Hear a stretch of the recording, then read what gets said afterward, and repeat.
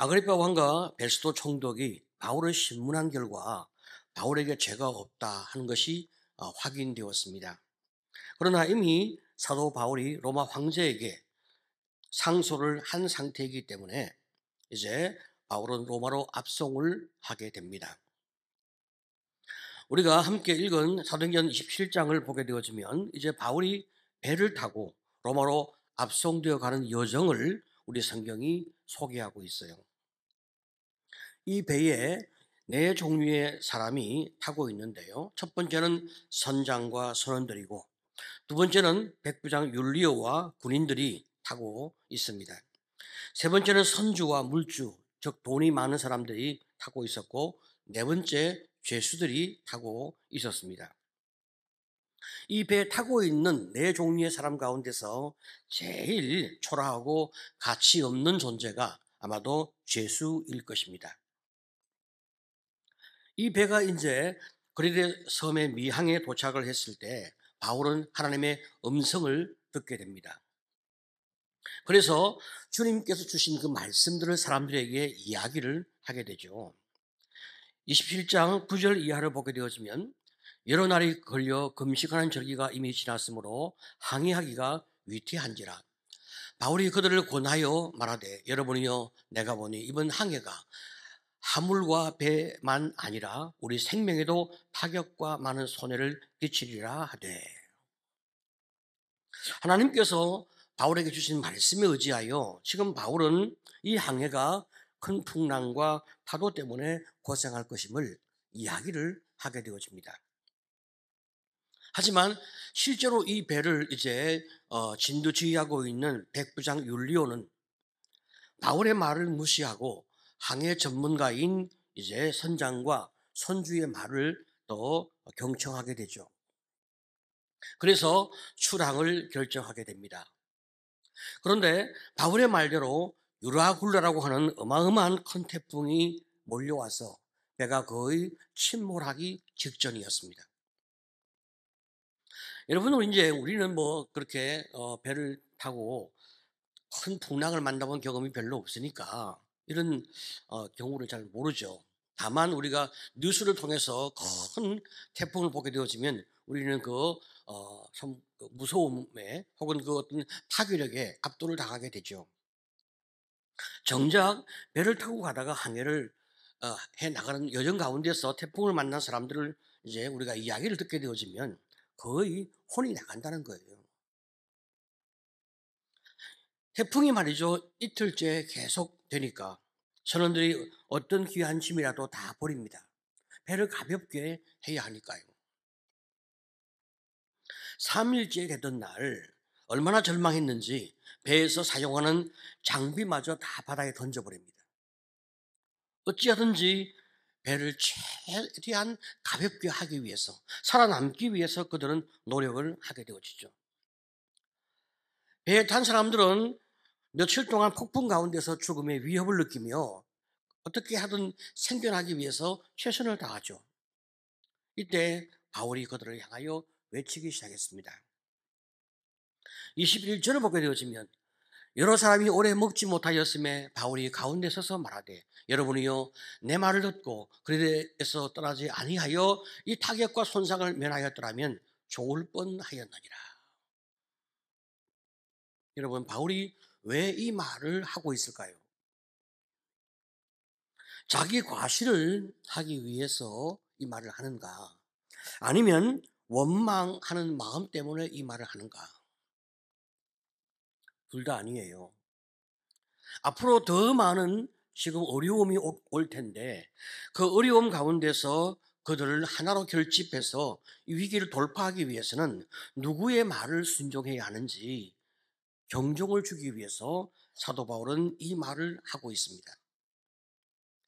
바울이 그들의 생명을 지켜주려고 하면 그들이 바울의 말에 순종을 해야만 하기 때문에 바울이 다시 한번 이제 확인하고 있는 거죠. 바울의 말대로 사람들은 모두 무사히 생명을 구하게 됩니다.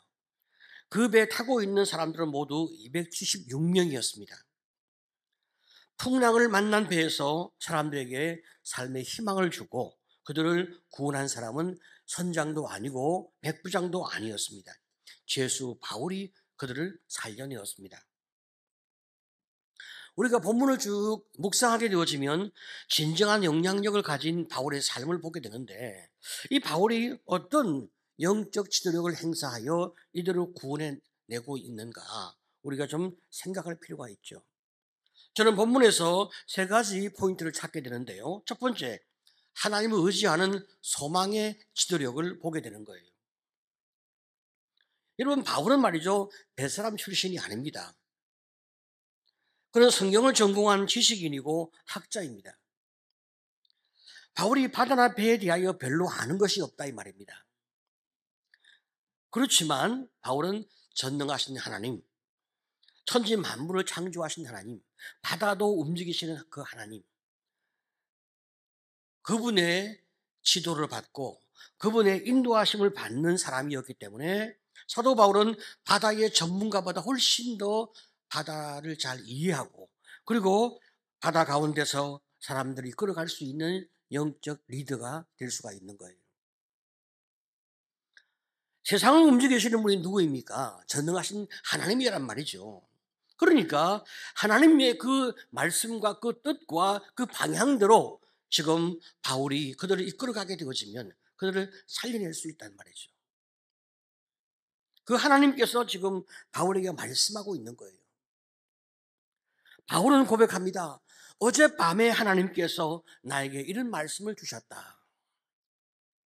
23절 이하를 보게 되어지면 내가 속한 바 곧 내가 섬기는 하나님의 사자가 어젯밤에 내 곁에 서서 말하되 바울아 두려워하지 말라. 내가 가이사 앞에 서야 하겠고 또 하나님께서 너와 함께 항의하는 자를 다 내게 주셨다 하였으니.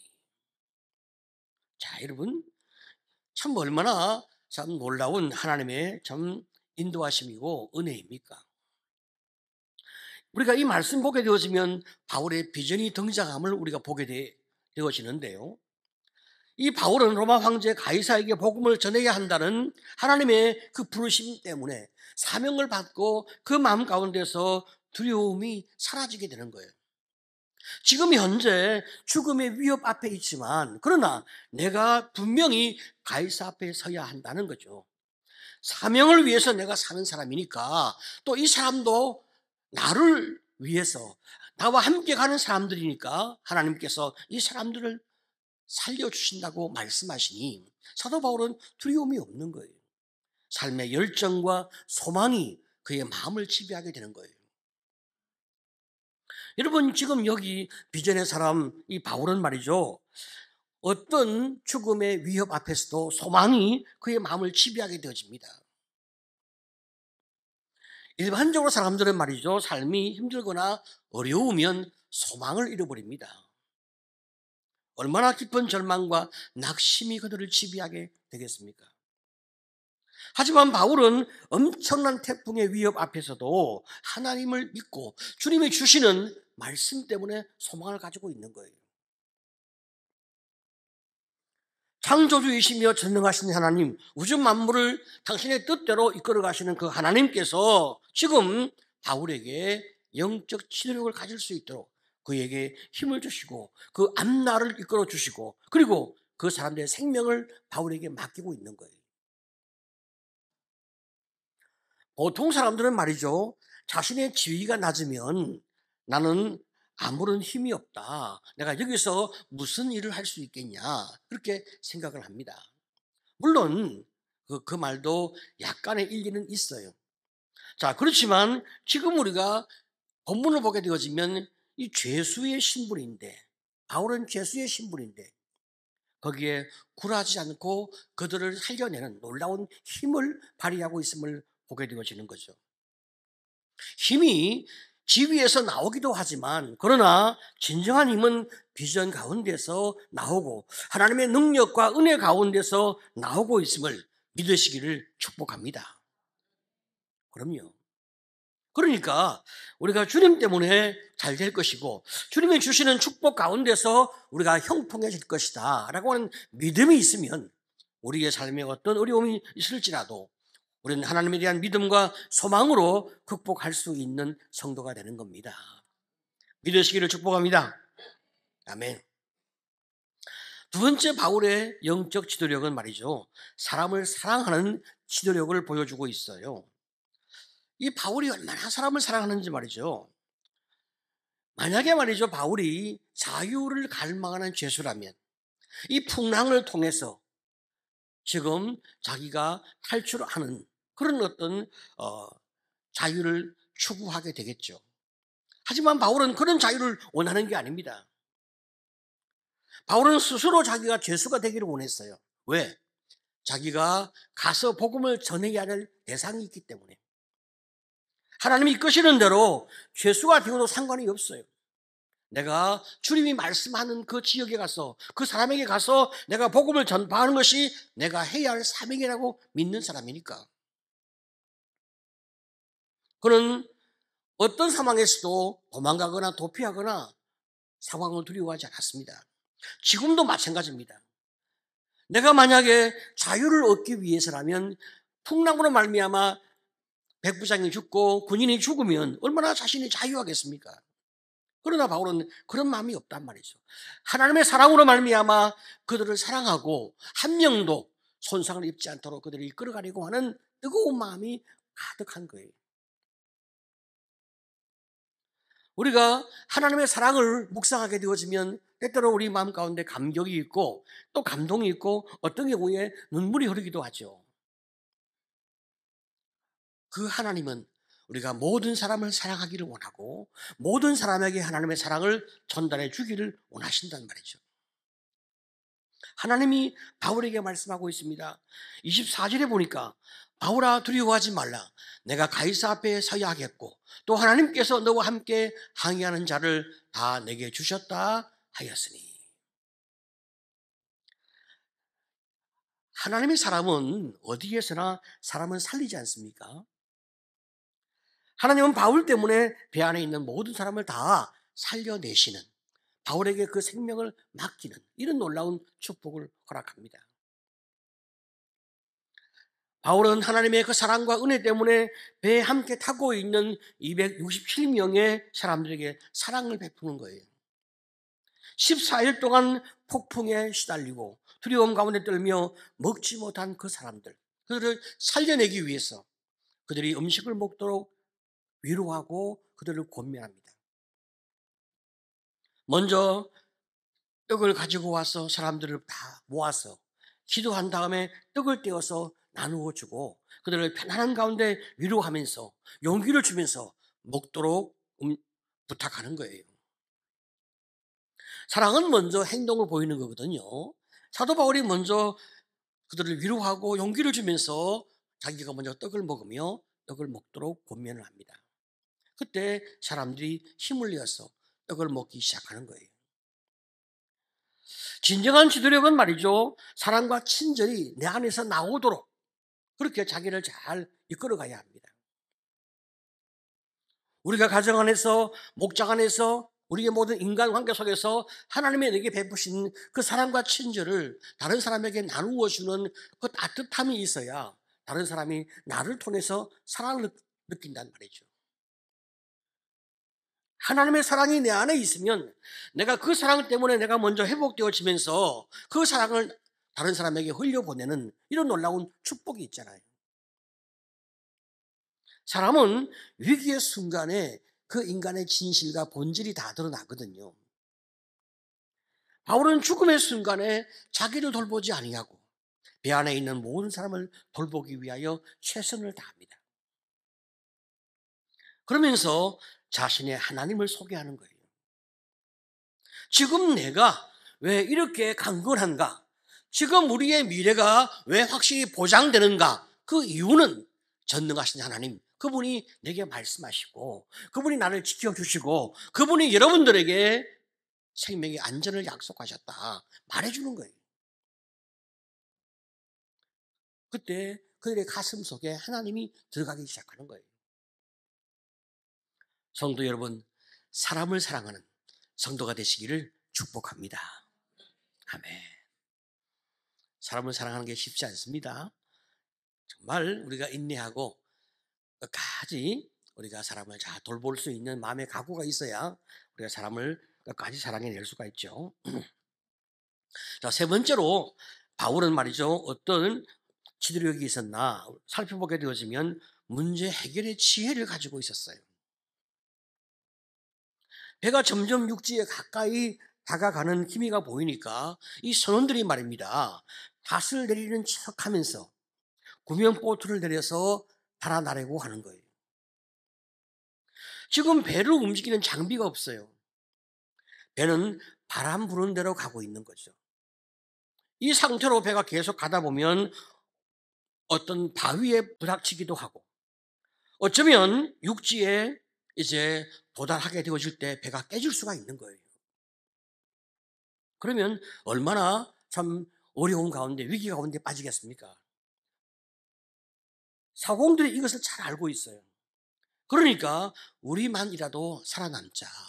우리만이라도 살아나기 위해서 도망가자. 이런 잔꾀를 부리고 있단 말이죠. 자, 그래서 배가 깨어지기 전에 지금 구명보트를 내려서 자기네들은 도망을 가기 위해 준비를 하고 있는 거예요. 그런데 바울이 이것을 어떻게 알았는지, 바다의 전문가가 아닌데 이걸 어떻게 알았는지 말이죠. 사공의 움직임을 알아차립니다. 31절을 보게 되어지면 백부장에게 저 사람들이 배를 떠나면 여러분들은 살 수가 없습니다. 경고를 해주는 거예요. 지금 백부장이 말이죠. 사도 바울의 경고의 말을 듣지 않고 엄청난 풍랑 가운데 고통을 받고 있잖아요. 그러니까 지금 다시 경고하니까 이 백부장이 정신이 번쩍 납니다. 자기 부하에게 지시를 내려서 구명보트의 줄을 다 끊어버립니다. 그러니까 구명보트는 다 사라지게 되었죠. 더 이상 선원들이 도망을 갈 수가 없습니다. 이쯤 되어지면 선원들이 자기가 살기 위해서 어찌하든지 배가 깨워지지 않도록 최선을 다해서 배를 이제 이끌어 가야 한다는 말이죠. 얼마나 많은 노력을 하겠습니까? 그곳에 수많은 군인이 있고 백부장이 있었고 그리고 여러 많은 사람이 있었는데 이들은 어찌하여 선원들의 동태를 알지 못했을까? 어떻게 바울만이 그들의 계획을 눈치를 챘을까? 우리가 정말로 놀라지 않겠습니까? 가장 중요한 비결은 무엇입니까? 바울이 276명의 생명을 살려내기 위해서 아주 예의주시하면서 전체를 지금 돌아보고 있는 거예요. 하나님께서 모든 사람을 살려준다고 약속을 했습니다. 그렇다고 우리가 그냥 가만히 있으면 살아납니까? 하나님이 약속은 했지만 그러나 사도 바울은 최선을 다하여 그들을 돌보고 항해를 점검하고 있는 거예요. 여러분 우리가 여기서 좀 생각할 점이 한 몇 가지가 있어요. 하나님의 사람 바울이 선원들의 행동을 수상하게 여겨서 계속 주시를 하고 있는 거죠. 그러면 우리가 이런 이제 불평을 하는 사람이 있어요. 아니 목사가 사람을 의심하다니 다 믿어주고 그냥 다 품어주고 해야지 이렇게 비판을 하는 사람이 있는 거죠. 아니 바울이 이렇게 하면 되는 거야? 왜 사람을 의심해? 하지만 여러분 우리가 분명한 원칙이 있는 거죠. 우리가 평소에 평상시에는 말이죠. 치유와 회복을 위하여 사람을 믿어주는 결단을 할 필요가 있습니다. 일반적인 상황 가운데서는 사람들이 조금씩 거짓말을 해도 우리가 믿어주고 또 그가 회개하고 돌아설 수 있도록 우리가 기회를 주는 것이 필요하죠. 우리가 잘 알고 있는 그 유명한 영화 레미제라블이라는 영화를 생각해 보게 되면 신부가 이 장발장이 언접시를 훔쳐갔는데 그래서 경찰에게 잡혀서 다시 이제 되돌아와서 경찰이 묻지 않습니까? 이 언접시 당신이 정말 좋냐? 물어본단 말이죠. 그런데 신부가 준 것이 아니지만 장발장이 훔쳐갔지만 그러나 신부는 뭐라고 얘기합니까? 네, 내가 죽었습니다. 그렇게 이야기하는 거예요. 그 이야기에 장발장이 감동을 받습니다. 그리고 결국 믿음을 가지게 되고 위대한 삶을 사는 이야기가 전개되어지죠. 문제가 닥칠 때 위기의 순간에 지도자는 앞에서 일반적 상황에서 하는 지도력과 다른 모습을 보일 필요가 있죠. 평소에는 사랑하고 품어주고 그냥 이끌어주고 다 덮어주는 역할을 해야 하지만 위기의 순간에는 특별히 사람의 생명의 문제가 달려있을 때는 면밀하게 검토하고 아주 분명하게 평가를 내리는 것이 너무나 확실하단 말이죠. 지금의 상황은 276명의 생명이 걸려있는 위기의 상황이 아닙니까? 이때는 확실하고 분명하게 개입하고 결단하는 분별력이 필요하지 않습니까? 문제 해결의 지혜라고 하는 것은 우리가 모든 문제를 다 해결해야 하는 능력을 가져야 한다, 그런 말이 아닙니다. 그리고 그 정도로 전능한 사람은 아무도 없습니다. 늘 크고 작은 삶의 문제가 우리 속에서 계속 발생하고 있는 것은 사실이죠. 자, 그렇지만 어떤 문제는 덮어주고 어떤 문제는 우리가 결단하는 이런 결단이 필요한데요. 만약에 그 문제가 우리가 심각한 문제로 생각하고 공동체의 안전을 위해서 그 문제를 밝혀야 된다고 생각되어진다면 우리는 기도할 필요가 있잖아요. 문제의 핵심을 어떻게 찾을 수 있을까? 우리가 기도할 필요가 있잖아요. 하나님께 기도하면서 주님께 지혜를 구할 필요가 있습니다. 그리고 이 문제를 어떻게 진단해야 하는지 하나님 지혜를 주시옵소서. 그리고 누구의 도움을 받아야 하는지 그 방향을 알려주옵소서. 우리가 기도할 필요가 있습니다. 문제가 발생했을 때 정신을 바싹 차리고 하나님 앞에서 우리가 지혜를 구하며 해결책을 찾아가는 것이 얼마나 필요합니까? 야고보 1장 5절 말씀은 우리에게 이런 방향을 제시하고 있어요. 우리 같이 한번 읽어보겠습니다. 자, 시작. 너희 중에 누구든지 지혜가 부족하거든 모든 사람에게 후히 주시고 부짓지 아니하시는 하나님께 구하라. 그리하면 주시리라. 아멘. 우리가 기도하면 하나님이 지혜를 주시거든요. 우리는 잘 모르죠. 그렇지만 기도하면 하나님이 지혜를 주시고 이 문제가 어떤 문제이며 어떻게 이 문제를 풀어가야 하는지 하나님이 방향을 주신단 말이죠. 그때 우리는 참 하나님의 크신 은혜를 경험하게 되고, 그리고 더 나아가서 나 혼자 기도하는 것이 좀 버겁고 힘들면 중보 기도를 요청하고 영적 멘토에게 또 도움을 구하면 얼마나 더 큰 참 쉬운 항해가 이루어지겠습니까? 우리 하나님은 말이죠, 우리의 삶의 문제를 풀어가시는 데 있어서 두 가지 우리가 잘 응용하기를 원하시는데, 첫 번째는 콩 심은 데 콩나고 팥 심은 데 팥나는 자연 법칙을 우리가 알기를 원하십니다. 자연 법칙은 우리가 어떤 결과를 얻기 위해서는 최선을 다해 수고해야 함을 알려주고 있어요. 사람을 대할 때 처음과 마지막 일관되게 사람을 대하는 수고가 필요하지 않습니까? 그게 일반 은총입니다. 하지만 우리가 또 힘들 때, 우리가 더 이상 어떻게 할 줄을 모를 때, 그때 하나님께 기도하며 주님께서 내 삶의 문제에 개입해 주시기를 우리가 요청할 수 있잖아요. 그러면 하나님이 당신의 전능하신 힘으로 우리의 삶에 개입하셔서 문제를 풀어주시는 놀라운 축복을 입게 되어지는 거죠. 그게 특별 은총이 아닙니까? 우리는 두 가지 은총을 입고 있어요. 하나님이 주시는 특별 은총, 지금 사도 바울은 풍랑의 위기 가운데 내가 너와 함께하는 모든 사람의 생명의 안전을 내가 보장하마, 특별 은총입니다.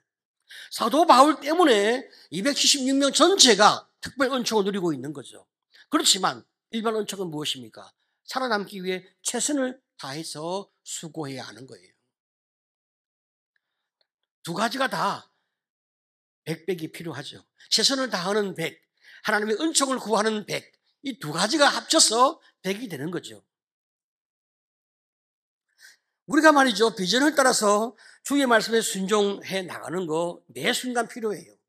그러면서 하나님의 은총을 구하고 능력을 구하는 것이 필요하죠. 자, 그러나 주님이 주시는 능력과 은총을 바라보면서 또 내게 주어진 일에 최선을 다하고 내 직분에 최선을 다하는 수고가 얼마나 중요합니까? 이 두 가지가 잘 조화를 이루어야 우리가 주 안에서 형통해지는 은혜를 입게 되어지는 거죠. 하나님이 지켜주신다. 약속입니다. 특별 은총입니다. 반드시 너의 인생을 형통하고 아름답게 축복하겠다. 믿으시기를 축복합니다. 아멘. 그 은총이 있어. 약속이 있어요. 자, 그 약속을 의지하여 내게 주어진 모든 상황에서 내가 또 최선을 다하여 수고하는 거예요. 그때 하나님의 은총이 일반 은총과 함께 아름답게 열매를 맺게 되어집니다. 오늘 여러분, 우리의 삶에 주어진 많은 숙제가 있습니다. 내가 돌보고 책임져야 할 많은 일들이 있습니다. 그런데 우리가 주님을 의지하면 하나님이 그 문제에 함께 하셔서 우리와 같이 인생 항해를 해 나가시니까 우리는 두려움이 없어요.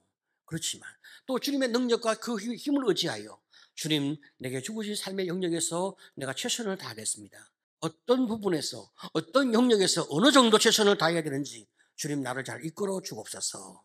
이 두 가지의 조화에서 우리가 늘 승리하면서 우리의 인생 여정이 주 안에서 행복한 삶을 사는 여러분 모두가 되시기를 간절히 축복합니다.